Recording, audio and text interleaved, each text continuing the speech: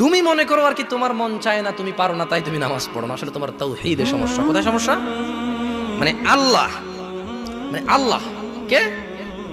আল্লাহ তিনি যে তোমার হিসাব নিতে সক্ষম এবং তিনি যে তোমার হিসেব নিবে, তুমি এটা পরিপূর্ণভাবে বিশ্বাস করো না, তাহলে তো তুমি নামাজ পড়তে। তুমি মনে করো আর কি তুমি নামাজ পড়ছো না, তুমি গাফেল।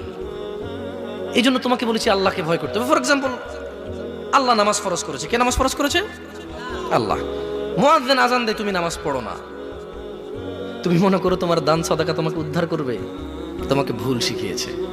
আমি মানুষ, ছোট হতে পারি, শোনো, জোর জবরদস্তি করে কিছু কথা আমাকে শুনিয়েও দিতে পারো, এখান থেকে নামিয়েও দিতে পারো। বলছি না তোমরা নামাবা, বাট এটা পারো। তবে মনে রাখবে, কথা যেটা বলে সেটা উল্টাতে পারবে না। কেন পারবে না জানো? কারণ এই কথা উল্টানোর জন্য তোমাকে কথা থাকতে হবে। মনে রাখবে, তোমার দান সাদাকা